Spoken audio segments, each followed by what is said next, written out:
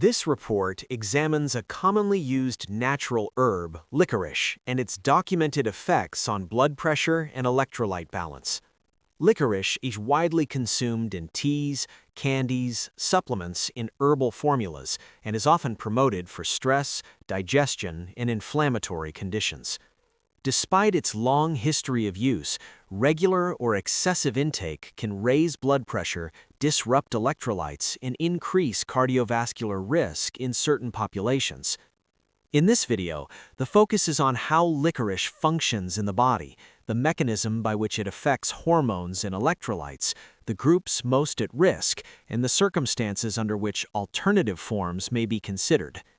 The objective is to present the physiology clearly and without speculation, based on the claims already outlined. If this information is useful, engaging with the video helps ensure that accurate, evidence-based health reporting reaches a broader audience. Licorice is among the most widely used herbs globally.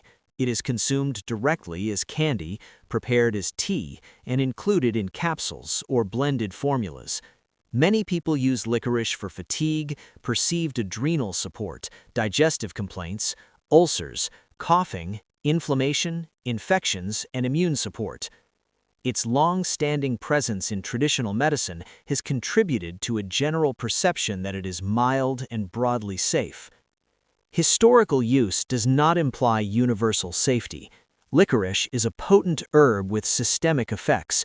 When used repeatedly or in significant amounts, it can alter hormonal signaling and mineral balance in ways that are clinically relevant. The primary compound responsible for these effects is glycyrrhizin. This substance influences a protective enzyme in the body that regulates cortisol activity. Cortisol is a stress hormone essential for normal physiology, but excessive or prolonged cortisol activity is associated with adverse cardiovascular and metabolic effects. Under normal conditions, a protective enzyme converts active cortisol into an inactive form, limiting its impact on tissues sensitive to mineral balance. Glycyrrhizin inhibits this enzyme. When the enzyme is blocked, cortisol remains active for longer periods, effectively increasing its influence even when overall cortisol production has not changed. Sustained cortisol activity affects the kidney's handling of electrolytes, sodium retention increases, and potassium excretion accelerates. As sodium is retained, water follows, increasing blood volume. Increased blood volume raises blood pressure. At the same time, potassium levels decline. Blood pressure regulation depends not only on sodium intake, but also on the balance between sodium and potassium. Disruption of this balance is a recognized contributor to hypertension. Licorice can shift this balance in a direction that increases cardiovascular strain. Potassium plays a central role in cardiac electrical stability, muscle contraction, nerve signaling, energy production, blood sugar regulation, and glycogen storage in the liver. When potassium levels fall, the electrical activity of the heart becomes less stable. This can present as muscle cramps, weakness, fatigue, and cardiac rhythm disturbances. Low potassium is particularly concerning for individuals with elevated blood pressure or existing heart disease. In these cases, additional electrolyte stress can increase the risk of complications. Population data indicate that potassium intake is inadequate for most people. The commonly cited daily requirement is approximately 4,700 milligrams, yet typical diets provide substantially less. Modern eating patterns emphasize processed foods that are high in sodium and low in potassium-rich fruits and vegetables. In this context, regular licorice consumption can worsen an existing deficiency. What begins as marginally low potassium can progress to more significant depletion when licorice is used daily. Licorice can also produce a condition known as pseudo-aldosteronism. In this state, the body behaves as though aldosterone levels are elevated. Aldosterone is a hormone that regulates sodium retention and potassium excretion. When its effects appear excessive, clinicians may consider adrenal or endocrine disorders. Licorice can mimic these hormonal patterns without an underlying tumor or primary endocrine disease. For this reason, Accurate reporting of licorice use is important during medical evaluation to avoid misinterpretation of laboratory findings and symptoms. If you find the information relevant, sharing it can be especially valuable for individuals who regularly use herbal products or manage blood pressure and cardiovascular risk. Wider distribution allows accurate, mechanism-based explanations to compete with simplified or incorrect claims that often dominate online health content. Certain groups face higher risk from regular licorice intake. These include individuals with high blood pressure, older adults, people with cardiovascular disease, those using kidney impairment, individuals using diuretics, and those taking corticosteroids, such as prednisone.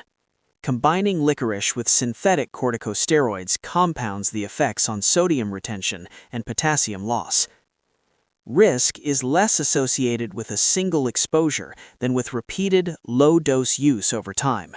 Intake patterns associated with adverse effects include consuming more than 2 cups of licorice tea daily, using licorice-containing supplements every day, or ingesting approximately 100 milligrams of licorice candy daily for several weeks. Symptoms linked to excessive licorice intake include rising blood pressure, fluid retention, muscle cramps, fatigue, weakness, headaches, and irregular heart rhythm. In many cases, discontinuation of licorice leads to gradual resolution of these effects.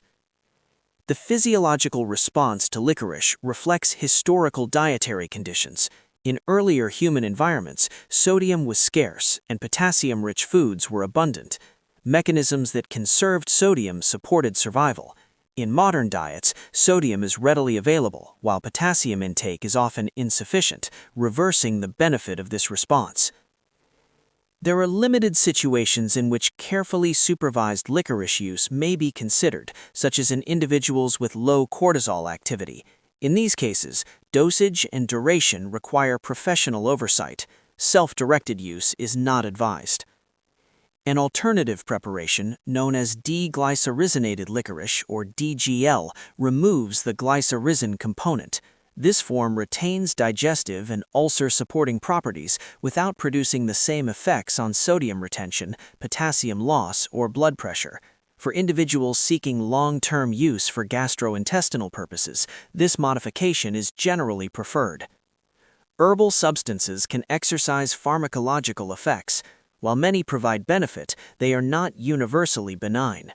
Licorice illustrates how a commonly accepted natural product can create clinically relevant changes when used without appropriate context.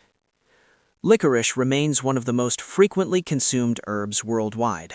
Its effects on cortisol activity, electrolyte balance, and blood pressure are well recognized in the claims presented. For individuals with hypertension or cardiovascular risk, awareness and restraint are essential. Appropriate use depends on understanding both benefit and risk, and on aligning intake with individual health status. For viewers who value clear, restrained reporting on health and physiology, following the channel helps support continued publication of similar analyses. Engagement makes it possible to produce further content focused on practical understanding rather than speculation, helping maintain access to reliable information over time.